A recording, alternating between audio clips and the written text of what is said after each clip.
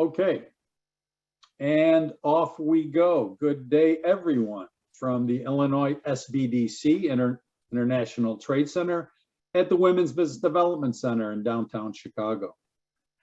Welcome back to those who regularly join our monthly webinars, and welcome to those of you who this may be the first time you join us. Today we've got a really interesting topic and a great expert speaker to present. We're going to talk about, as it says in our slide, about doing business in Africa. And to me, it's a mixed bag. There's good news and bad news, right? And that's what makes this exciting. All right, the bad news first. The bad news is these are undeveloped markets. We'll call them frontier markets. And it's a little, the infrastructure, the transport is not as developed in other places. The channels are not as developed as you may find in other markets. There's legal issues. The legal system is still developing. You've got China manufacturers flooding the market with low-cost products. So if you're trying to compete on price, you're going to have a problem. Information's hard to come by in these markets. We can find how many bicycles are in France. We can do the research and find a pretty good number. Trying to find data on the African market is more complicated and difficult. The good news is, let's say in sub-Saharan Africa, we've got over a billion consumers, and maybe in fits and starts, but the market's on the upswing, and things are only going to get better.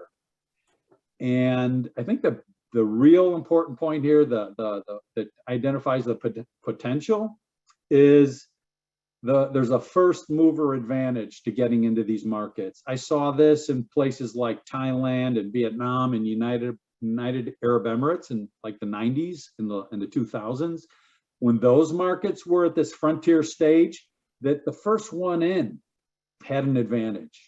So if you got into a market and a distributor would be looking for lines to represent, if you were the first one there and the only one there, you might get the A distributor on your side, and the guy that comes in 5 or 10 years later has got a problem. So those are just some ideas that I've got about what makes this interesting and what the upside is.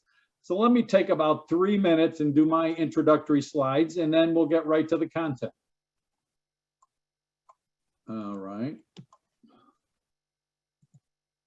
Guess what? My slides don't want to go forward. Let's try again.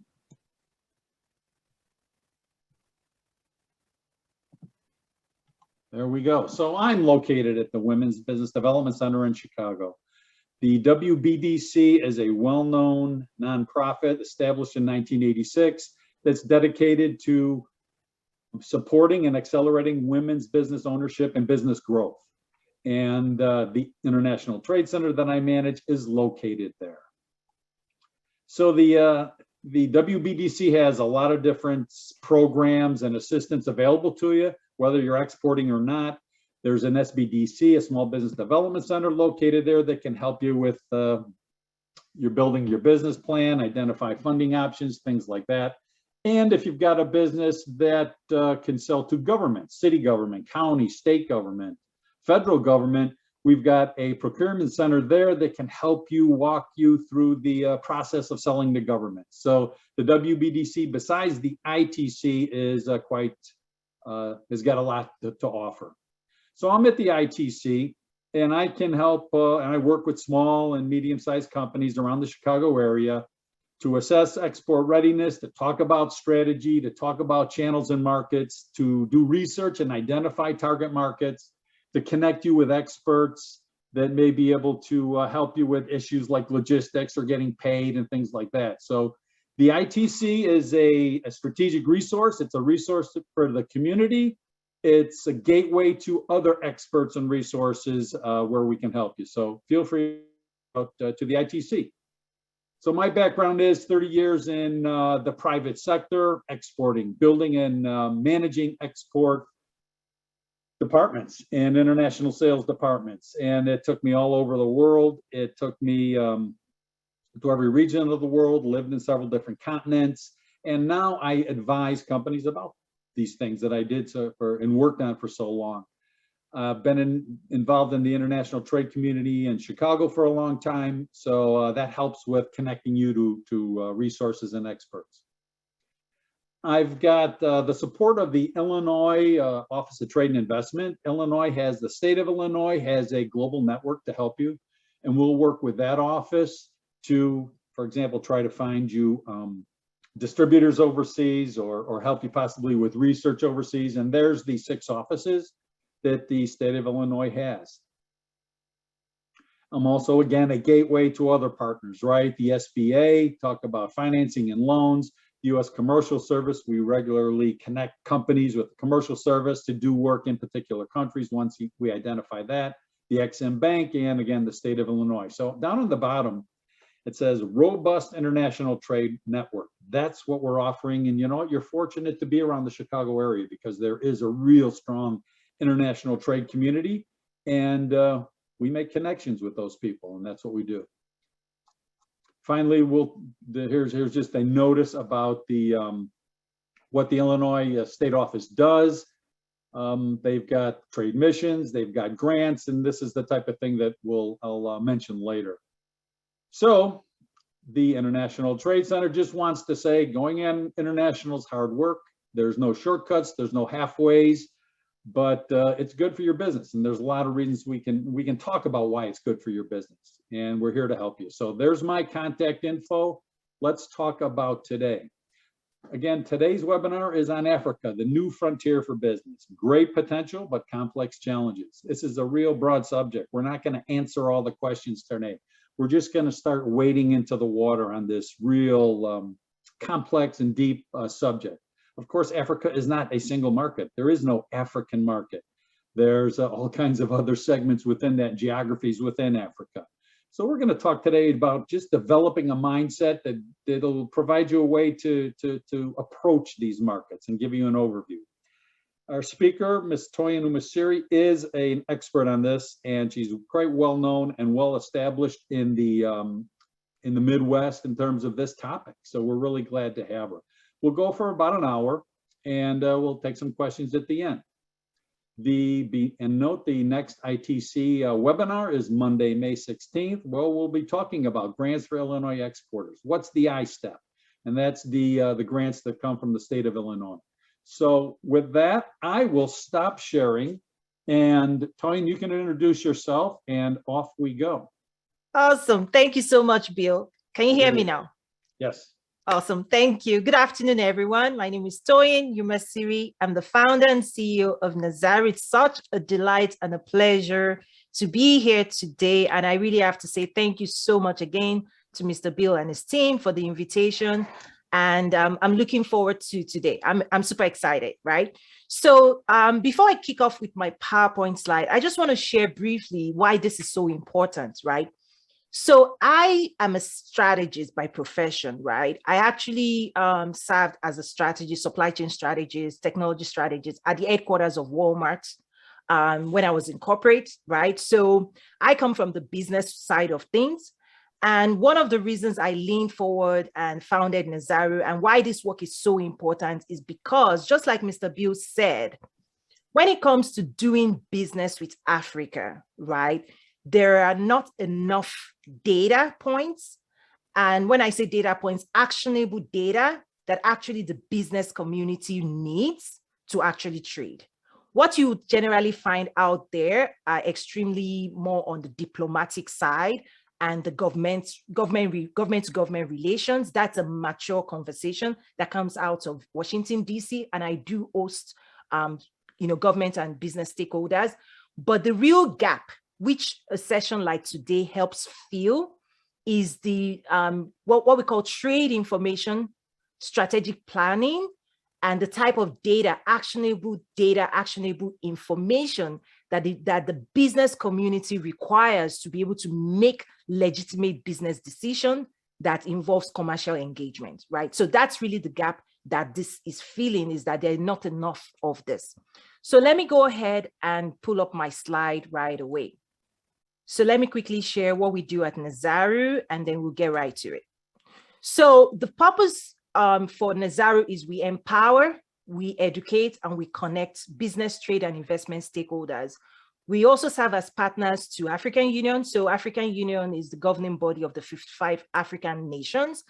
I personally have also played a key role as an ambassador for intra-African trade by appointment of the African Export-Import Bank and African Union. So you heard Mr. Bill talk about the Exim Bank, right? The US Exim Bank. The corresponding bank on the African side is Afro-Exim Bank, African Export-Import Bank, and it's a multilateral institution. Majority share owners are the governments, the different governments on the continent. And hopefully you've also heard about the AfCFTA, that's the African Continental Free Trade Agreement. That's a game changer trade policy that everybody needs to be aware of, that created one of the world's largest trade bloc. It's the governing policy going forward. And I'll share a little bit briefly about that.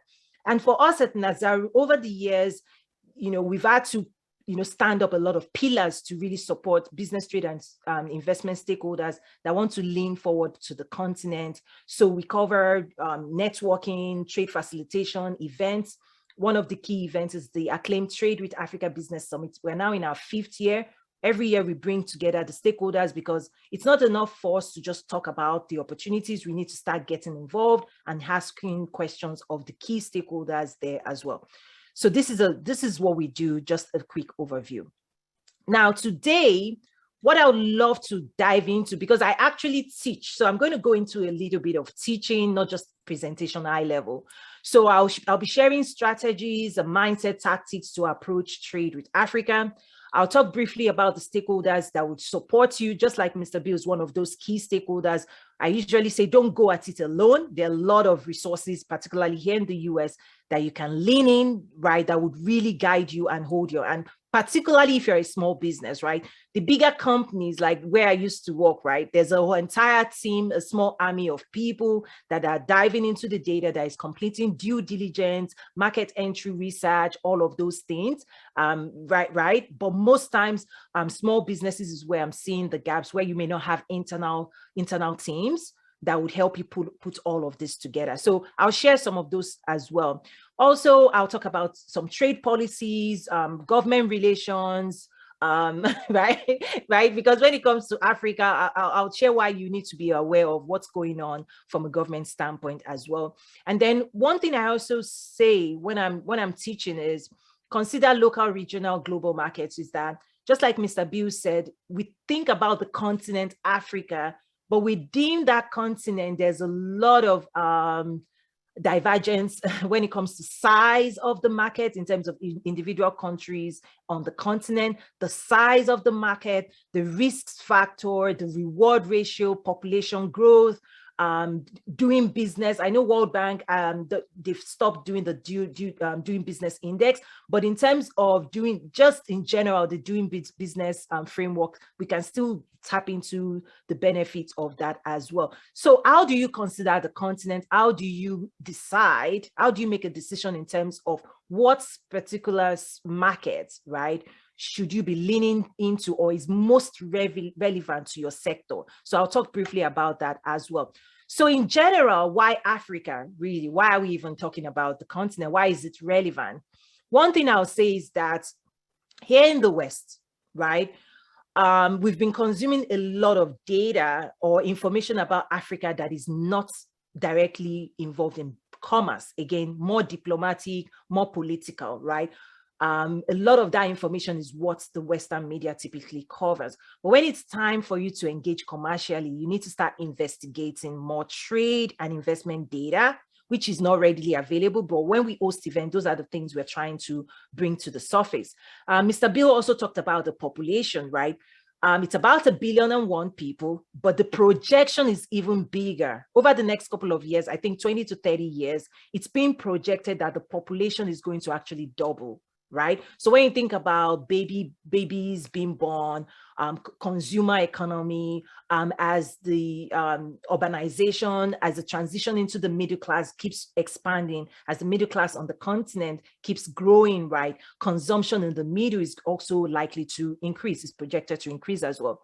Prior to COVID-19, right? We know COVID-19 has impacted economies around the world. Africa wasn't left behind, right? It's really devastated a lot of economies around the world. But before COVID-19, the data and the trend, right, was that 6 of the 10 fastest growing economies in the world actually sat on the African continent. So in terms of policy implementation to accelerate economic development, like you can see a lot of activities with the AfCFTA, that is the African Continental Free Trade Agreement. You can really see the political will in terms of economic advancement as well. So that speed, that rapid speed, and the activities happening on the continent is only accelerating. Yes, China engagement is increasing every single day.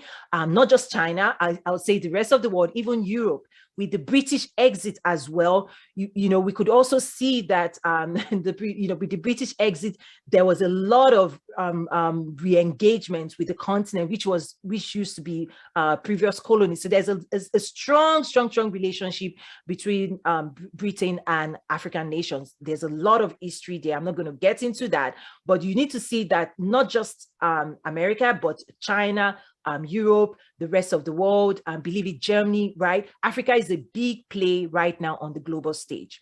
When you think about the young population as well, people have talked about COVID-19, how the continent has fared. Part of it really is that it's a young workforce. There's a lot of youth on the continent, really, and it's also being discussed in terms of what does that mean into the future, the productive capacity, that the potential that the youth and the population on the continent really is being positioned to be in the future, if the youth is given the skills that they require to really participate in the global economy. So that's just something to watch out for as well. Agriculture. The continent has about 60% of the world's remaining arable land in the world. So when you think about organic and virgin lands, products, all of those things, agriculture is a huge topic on the continent. The growing middle class as well is something that is being talked about. Fast-paced in urbanization. If you're in real estate world, real estate is something that is heavily being discussed on the continent in terms of affordable housing, right? In terms of demand, there's huge demand. As people move into the cities, there's now demand, but part of the conversation is also affordable housing. Now, with the passing into force of the African Continental Free Trade Agreement, and by the way, I had the honor in 2019 to actually host the team that had responsibility for coordinating with all the heads of states, all the ministries of trade on the continent. We hosted them here in Chicago to really educate us about what the AfCFTA is, how it's going to really be a game changer. And those content and those videos are available if anybody wants to really dive into the why of the AfCFTA and what it means for the future of trade with Africa. Okay, so that's just quick brief of why the business community, this is a presentation really to the business community, why you need to pay attention, right? This is beyond just the headlines of Africa is this. That's really common knowledge. What you really need is to dive deeper and start understanding the trends, the data that you really need in terms of understanding and deciding on how you want to commercially engage with the continent. Okay, so briefly, I'll share these 5 high-level opportunities, right? But for the purpose of today, I've been asked to focus on exports. So I'm going to focus only on exports, but I want to briefly also help people understand that when it comes to trade with Africa, it's a whole broad, it encompasses these 5 things and even more, but these are just the top 5. So number 1 is what I'll say export opportunities. So here in the US, Africa is a growing market with huge demand for consumer products. As well as the population rises, there's huge demand, right?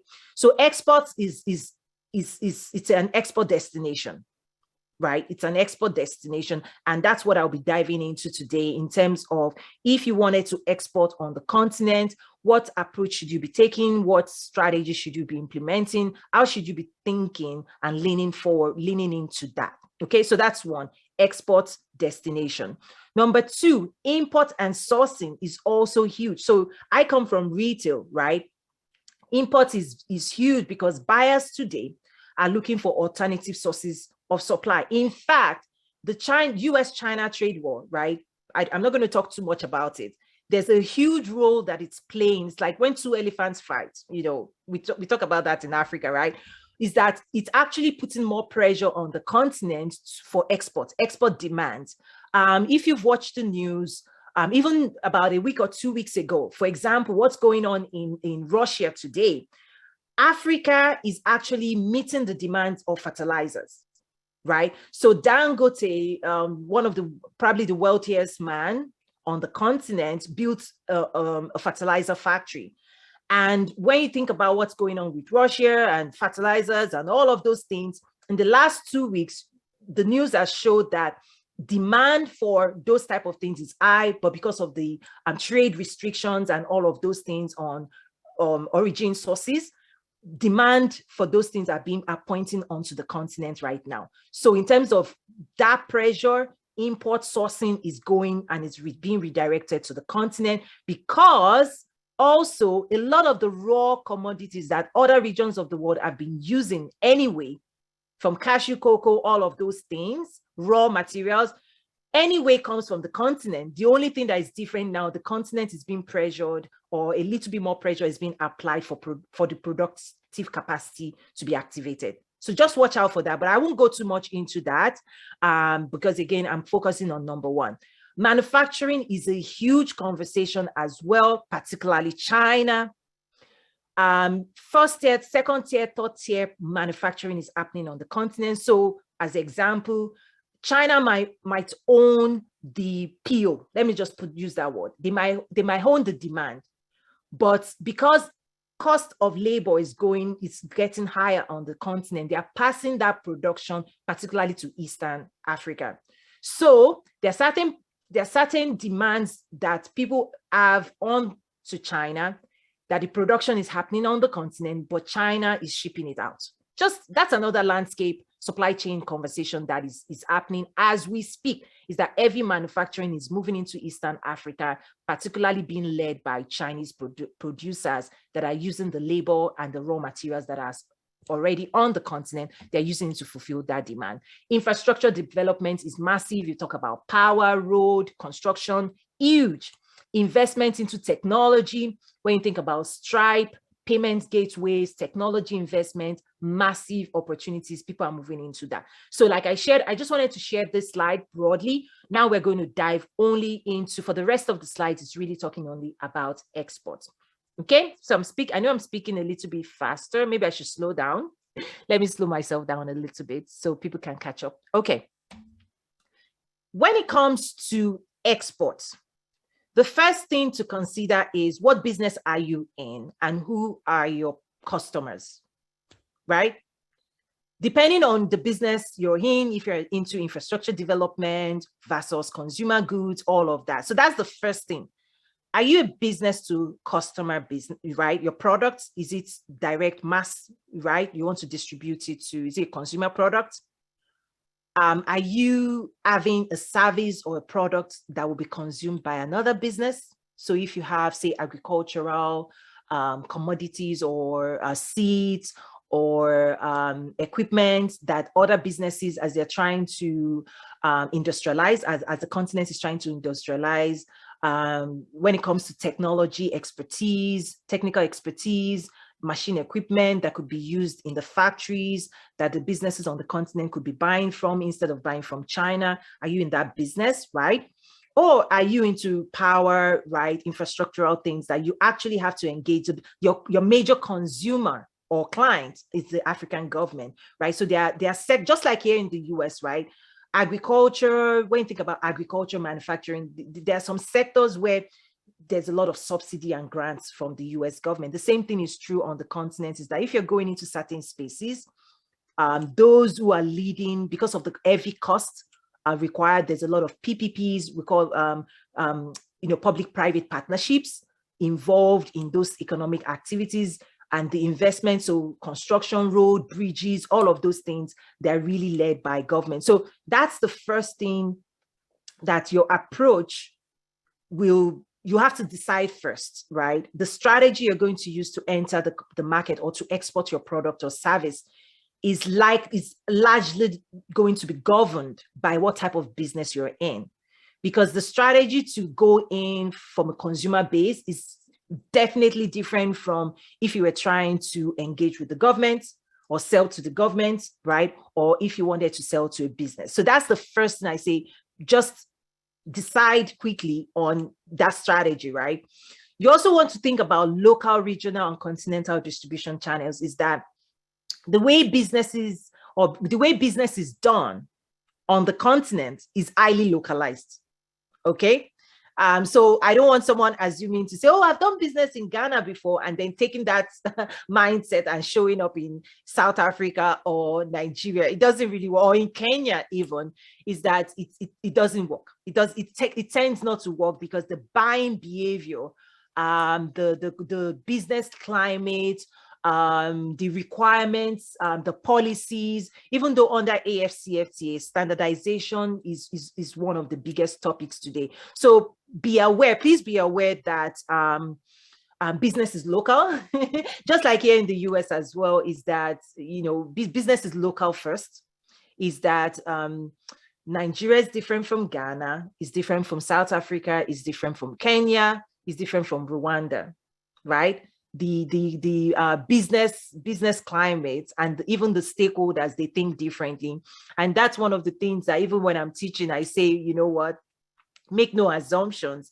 The moment you're crossing the border, right, is that we have to start asking questions, right? Because if I go from the US and I want to engage with someone in Kenya, my point is, don't assume that the way that the mindset is the same, that the expectations are the same, that the way you buy and sell in the US is the same they buy and sell in Kenya. It's not.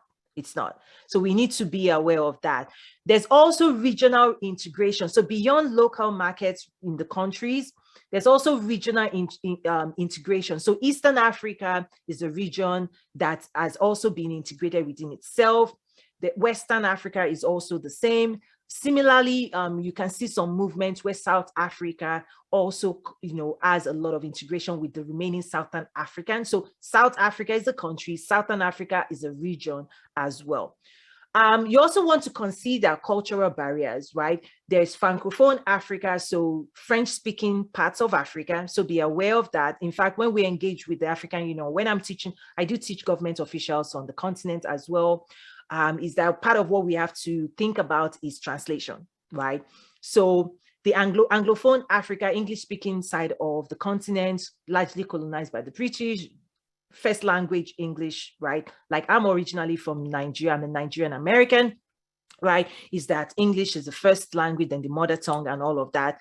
And then there are also different countries that are more westernized than, so be aware of that. The Francophone African nations more adopt French culture. They speak French, and you find out that culturally they lean more towards France. Just be aware of that as well. So there are regions like countries like Nigeria, like Ghana, like Kenya, highly westernized, right? They have a Western taste for Western products. They love American products, right? And there are other regions that are not so. So South Africa is similarly highly westernized, right?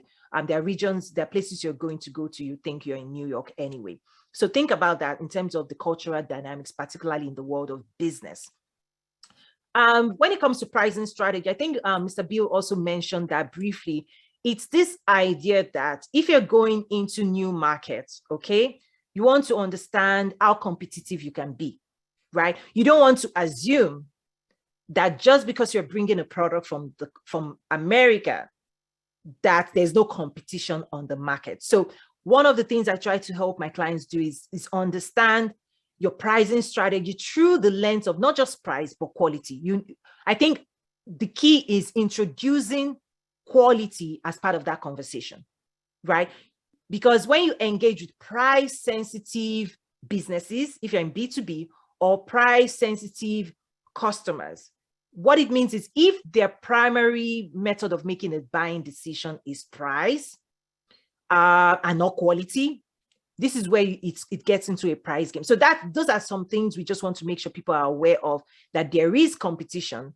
But one of the strategy that I say American businesses should really adopt is a quality conversation, introducing a quality conversation, because that's where at the end of the day, you can really, really compete as well. There's some other things to do where you could literally, and China does this a lot, is that they would manufacture specific products just for Africa, really, because the demand is there. The demand is there, the volume is there. And when they want to push volume in, there are times when they take, in their production line, they will literally only manufacture certain things just for the continent because the demand to buy is there. That's another conversation. I think that should be a long-term strategy that American businesses should be exploring, because currently the short-term strategy is you want to export exactly what you're already manufacturing and producing for the US market. You want to export it to the continent as is. That's short-term, but in the long term, the moment you start understanding the buying patterns and the buying behavior of the African consumer, hopefully people will start adopting their production lines to meet that. But it requires a lot of investment, but that's why I call it the long-term strategy. But for now, you want to sell what you have, but you have to consider the purchasing power of the people you're trying to sell to. So that's something to watch out for. Last on this slide, I talk about the risk-reward matrix. Is that each market, depending on the size of the market, meaning the population, the purchasing power, the dynamics, the demand signals coming from the market for specific products or commodities, right? You need to understand that's mapped to risk, political risk, all of those things, right? You'll find out that sometimes the smaller nations have lower risk, but lower reward, right? So think through this matrix of, you see, high risk, which is depending on your tolerance, right? High risk, high reward, high risk, low reward, low risk, high reward, right? Low risk, low reward. That's a matrix I also help my clients to understand. It's a decision, is what's your appetite, right? When you think about the opportunities versus the risks involved. And that's what we also do here in the US, right? You want to go into real estate, right? What are the opportunities, right? What do you need to do there? The same thing is true on the continent. Awesome. So people always ask me, what are the growth sectors? And I say everything, right? Technology, logistics, construction, healthcare, the creative movie space. In fact, some of the conversations I have here in the US is also around movie industry. It's seen as an export-import collaborative opportunity where people do like co-production, all of those things, right? Clothing, textile, export, import, like I shared, the diaspora here, education, entertainment, engineering, finance, agriculture. Everything right now on the continent is where you find different people moving into, right? Is that there's a lot of activity, particularly under the AFCFTA, the African Continental Free Trade Agreement, is that when it comes to agro-processing, agriculture, infrastructure development, power grid, all of those things. These are conversations that they're actively being had every single day. So if you're a business stakeholder that you want to participate in any of these sectors, at a minimum, you need to just start, really focusing on information that is heavily business oriented. Now, what you always find are political conversations, right? There's always political conversation, just like here in the US. There's always something happening in the White House. There's always something in Washington, D.C. We know what that is. We need to be aware. But my point is we need to start educating business communities to start digging out commercial data, trade and investment data, because that's what is not being covered. That's the gap, continuing to be the gap. Okay. So as you choose to lean in, depending on if you're an exporter, right, you also have to consider that on the side of the continent, who are the importers, who are the distributors, who are the agents that you could be partnering with. So international trade is really a collaborative game, right? If you want to grow, right? Particularly if you're a business not big enough that you actually want to go and open an office there, the strategy you may want to start adopting is Do you want to partner with existing distributors? Because when it comes to consumer products, as example, remember I talked about B2C, B2G, B2B. In the world of consumer products, it's highly the informal markets, right, are the ones leading consumer distribution, right? A lot of it has not been formalized. That's what people need to understand. In the world of B2C, it's very much informal distribution, right? It's very local, at the local grassroots. Distribution happens at the local level. So the heavy importers on the continent is something that would be a target. So if you wanted to export consumer products, right, my recommendation would be explore finding out who the major distributors and agents in the continent is currently, right? And because they actually own the market, right? They already own the market because they have an informal network of agents. And so that's something to watch out for, is that's growing.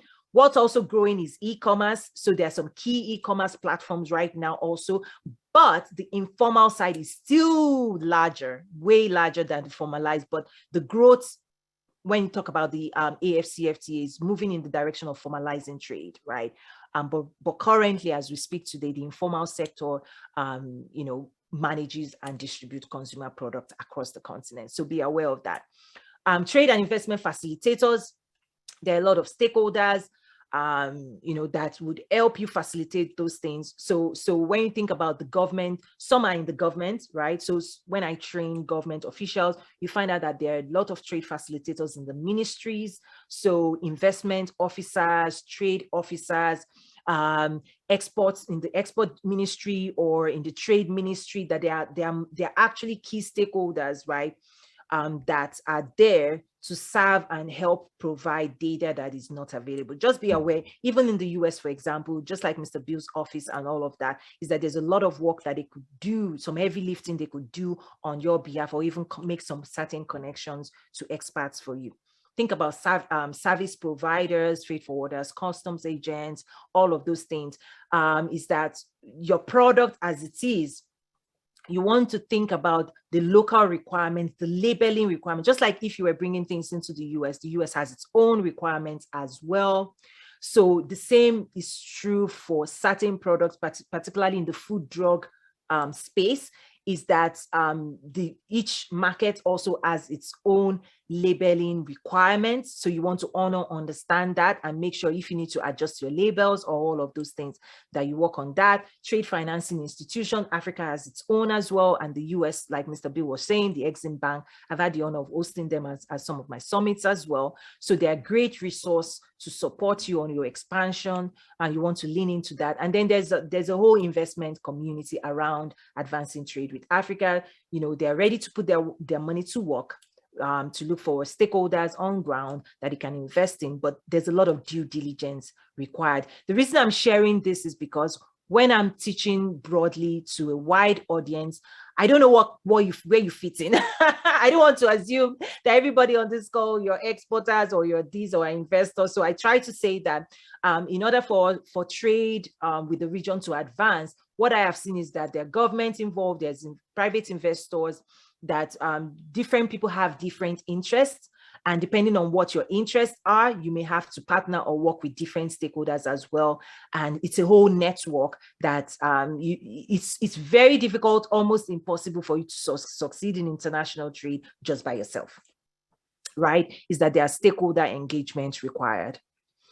Okay, looking at time, I really want to give time to questions as well. So I think I already went through this. And then when it comes to market entry development, because I'm a strategist, I'm very, it's a method. it's a method to me, is that I try to say, you don't want to go on a wild goose chase because you may come up with nothing. Really, it's like, oh, though he said Africa is the next, and then you go out there and you're like, right? So it's really, these steps is what I would recommend. Is one, understand the markets, right? Your sector, right? And assess your competition on ground, right? Step one. That's what I would call step one, is Are you going into B2C, like to consumers or business? What you have, what you're trying to sell, your services and your products, where does it fit in to Africa? Because I say go where the demand is. That's really, when you think about demand and supply, don't try to supply something that is not in demand, right? That's a fundamental entrepreneurship or business mindset, is don't try to impose a product or a service into the market that the market is not even demanding. If you're innovating, that's different, right? But the way to win is to look for 6 demand signals first, right? Seek demand signals. Seek what is already being consumed. Seek where the money is already going, meaning where are people, where are the consumers, African consumers, spending their money already, right?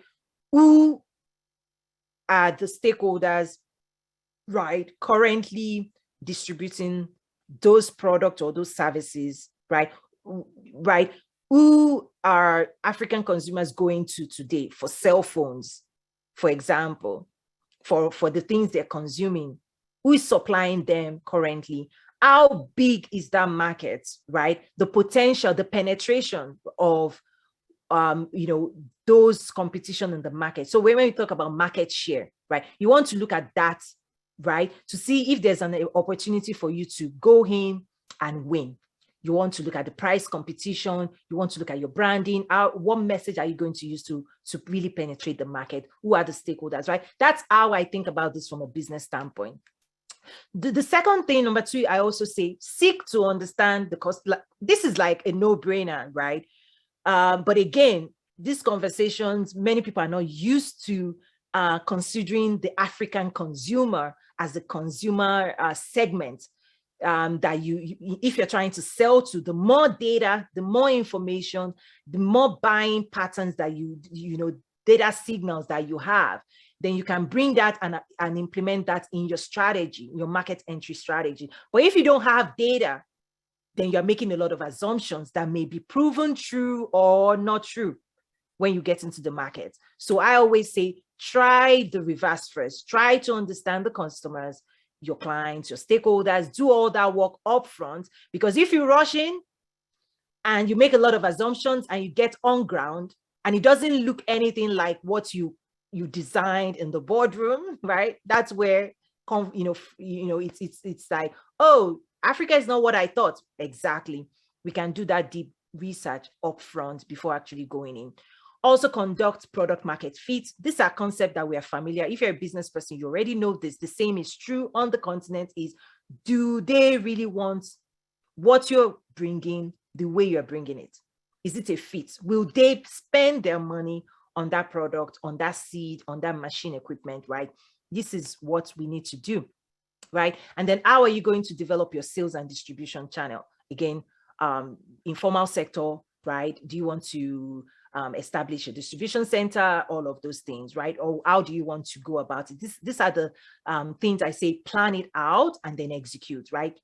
Design your strategy and then execute behind it. Don't start executing without a plan, because the market is more complex than most people realize. Is that branding is also huge, particularly for consumers that are the premium end. So high net worth Africans, they're really big on branding. They want to be served just like any premium buyer in the world. Is that they really want to see the best of the best, and they're ready to put their money behind that. And then your marketing plan in terms of how you're going to introduce your product into the market. And again, this depends on B2C, B2B, B2G. The government, engaging with government is another strategy entirely. Engaging and finding businesses, for example, when there are international conferences, intra-African trade, the biggest gatherings of the big business stakeholders, that's a strategy I say incorporate in terms of make sure that you're investing in being there in person to connect with the business community, to gain trust, to build trust, because at the end of the day, you want them to buy from you. Okay. In my world, when I host international trade summits, for example, in every year I host this summit, Trade with Africa Business Summit, but there's a major, should I say, umbrella the Prosper Africa Initiative. It was established under President Trump, and President Biden has already adopted it. So it's an agency, it's an intergovernmental agency, that it's like 17 US government agencies under that umbrella with all the resources. So it's like a one-point shop you go to. The website is linked up above. And the team, they're incredible. They're great. I also collaborate and work with them, just like Mr. Bill as well. So you want to check that website. I really highly encourage it. Is that Prosper Africa really is intergovernmental agencies that really coordinates with about, I think, 17 government agencies. And every year, it's an honor to host them and for them to share what are the resources put together by the US government to support and advance trade with Africa. And then on the African side, there's the AU, African Union, just like the European Union, is the governing body of, all the presidents, all of that, the trade and investments community. I always have direct engagement with the Ministry of Trade, Ambassador Muchanga has been a great supporter of the work that we do. He's in charge of mining, trade, investment, youth, innovation, technology, all of that. And so there are structures in place. I guess the purpose of this slide is that there are structures in place to support you, right?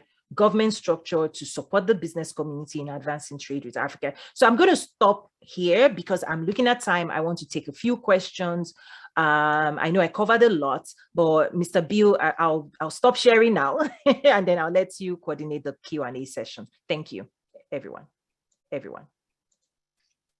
Okay, thanks, Toyin. That was perfect, fantastic.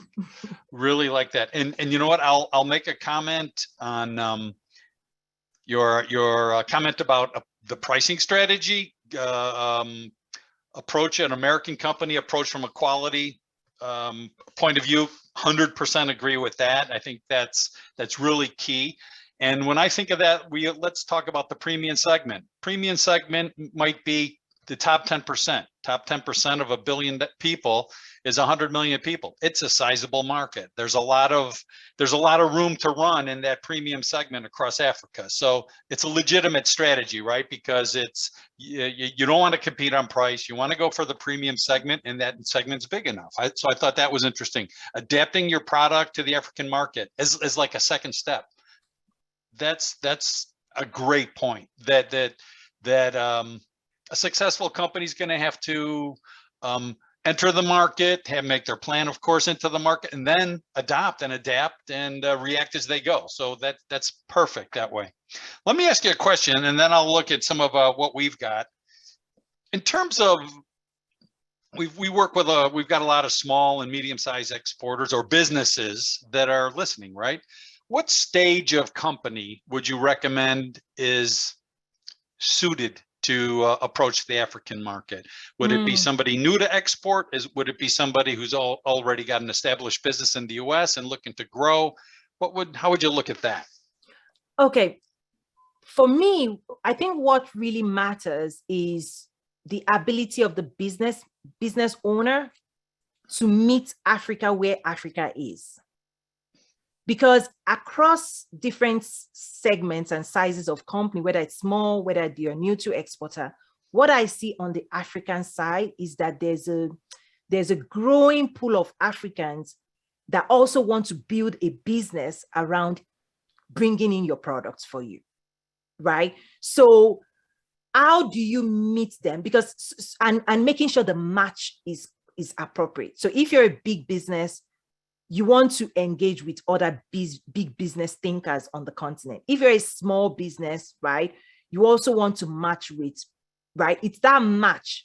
So the opportunities is there for everybody, but I think how do we match the supply to the right demand signal is that there's a pool of people, let me just call them distributors, right? And the maturity and sophistication of distribution on the continent is across different levels. There's local distribution, there's massive, one thing, let me say this in final.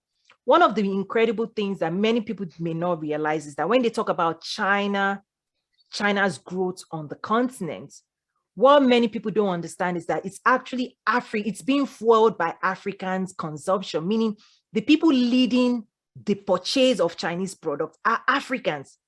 It's Africans buying massive millions of dollars worth of Chinese products and building a business around it and distributing it in Africa. China is not leading distribution. China is leading the push. And the way the reason they are winning is because they are working within the context of what the Africans are saying they want. And they are allowing Africans to build distribution businesses in distributing Chinese products. So China is not telling Africa what to do. That's something to watch out for. So it's working within the context of the key stakeholders that are leading this distribution chain and making sure you can build a relationship that is mutually beneficial, that they will be interested in investing and bringing their money to the table to buy. That's really interesting. Okay, so is this a way to look at it, that so distribution channels are important, right? To Yes. Let's say any American Illinois exporter, and accessing and finding those distribution channels. So it's interesting that it seems like Chinese money is helping develop that channel. So that channel is emerging, it's developing, it's growing, and we can access that, right? Like Exactly. the Chinese products have done the hard lifting, so to speak, right? Yes, but the key, Bill, is people need to be aware that the people who own those distribution channels are Africans. Right. Perfect. You know, that's good. Let me get into a few other questions. I've got something that was about, hold on. You know, I saw something about how to find a distributor. Right? Yeah. I saw that here, but it's here somewhere. Yeah, like tips. What direction would you go? Like, okay, I want to go to market via a distributor. Yeah, this is where I love the US government. let me give you, they make your life easier. So you have the direct line to the embassies. I love using that. Do you want to share that? Or so let Bill share that. In terms of direct lines to the embassies, there are trade desk in the countries that they have data in terms of the business, those who are running the country, and they can even get experts to do deep market research. But however, they need you to tell them because data is massive. You can spend the next 5 years collecting data on the continent. The way you narrow down that data collection exercise is to be as specific and precise as possible. And then you have experts that can get you that data on the local market. But Bill, speak to that as well. Right. I mean, that's a typical process we use in a lot of countries is let's understand, let's get our strategy together, let's get our plan together, let's identify a target market through some kind of data, and then access, let's say, the US Embassy in Kenya, right? And so they've got a commercial service or a commercial department there with several, all right, you know what, they'll have several Americans that are cycling through, but you know what, they've got expats, locals, not expats, they've got locals that are working that market every day, and those people know what's going on in that market. So we can access that department with a lot of knowledge and say, okay, and I'll agree with you 100%, Toyin, that it's like, all right, I distribute through sporting goods retail in the US, Dick's Sporting Goods. I'm looking for the Dick's Sporting Goods in Kenya. Can you help me find that company? So you paint the picture for them, and they can do the research for you and find some number of prospects that fit that profile, and then introduce you. And then you've got to do the work. Which one's best for you? Which one matches up for you? So yeah, I think that's the best channel. Right. And one thing to just watch out for culturally, like if you want to build trust quickly, is that before you get into the meeting, so usually they will also set up some meetings, preliminary discussion, to make sure that your presentation or your proposal is one that has already understood the pricing conversation, because the leaders in the market, they are very savvy. they have their calculators, they're punching the number, right? Just like any business person should be doing. So they're coming into the meeting with this mindset of, is this conversation going to favor me, right? They are coming into the meeting on behalf of their own business interest. So this is where I always try to say, political conversation is different. When you say, oh, help Africa, that's a Washington, D.C. conversation. In the business community, when you enter the room with another business person, this is where negotiation comes in. Like that person, the only reason that person is showing up into that room is because the person believes that that conversation is going to be rewarding to them. This is where business to business engagement comes in. That person on the other side of the phone, you have to engage, putting their own interest into the deal. So this is where distributorship, agents network is commission driven. Like you have to come to the table with something, with your own willingness to work with them. This is what China does. China sweetens the pot in terms of helping when it comes to commission driven, like people build businesses behind supply chain. That's why it works. If there's no reward, no private sector stakeholder is getting involved.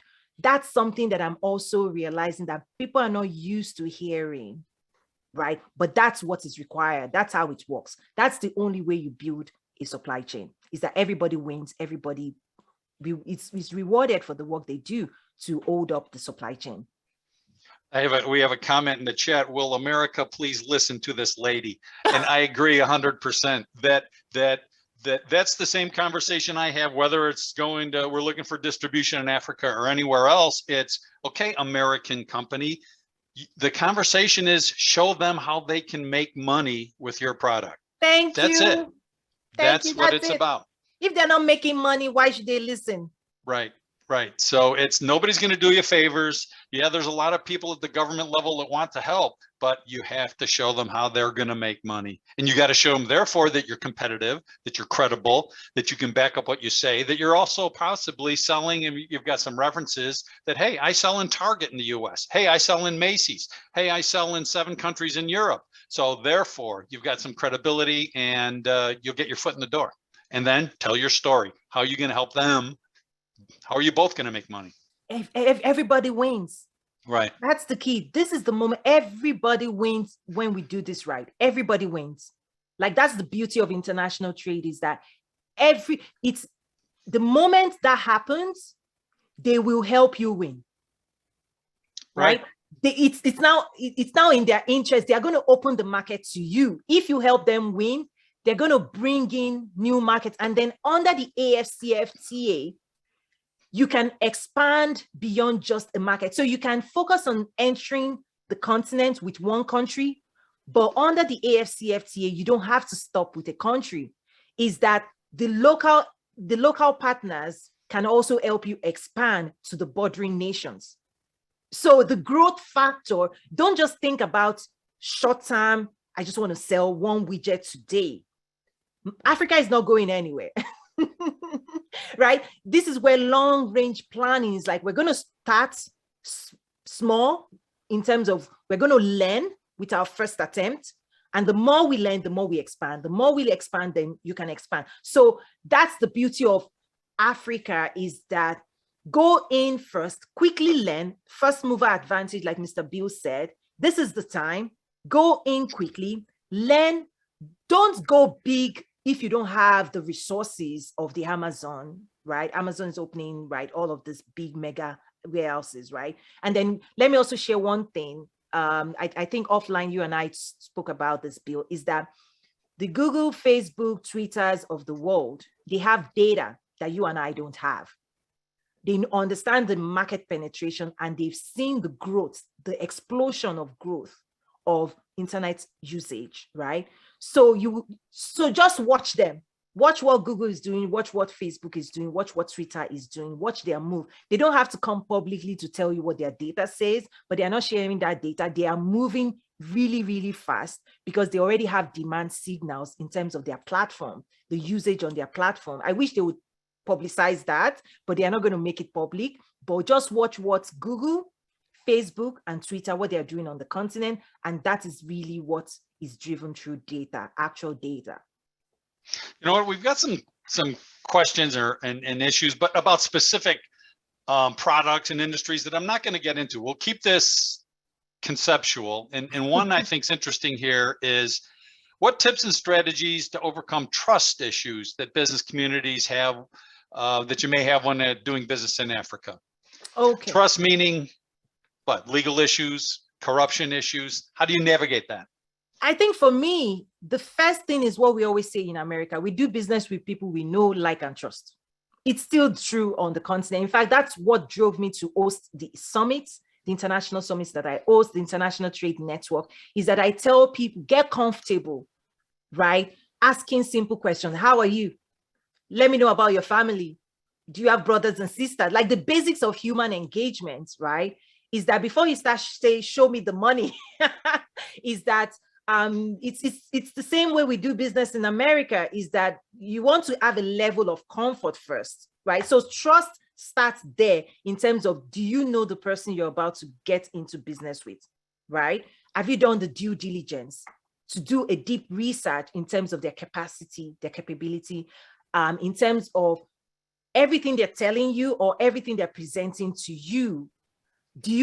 Have you done the deep research over the last 5 years to say, are they who they say they are? Because this is the dynamics of international business, because the believability of the story, but the due diligence that we all have to do, right? And the US government also does some background checks, right? Before you start writing a check or sending something over, make sure you also have export insurance, right? Exim Bank. That's another thing to de-risk. So there are several things you want to do to de-risk the transaction, right? Export insurance, background checks, due diligence, and then just getting to know the people you're about to build a business with. It's not a touch and go. It's really humans, real humans on the other side with real human needs and perspective and all of those things. And if you're going to do business with anybody, right? Even the same thing is true in China, is that you go out to dinner, you go out to lunch, you get these things, you see them, who they are, and then you have to decide,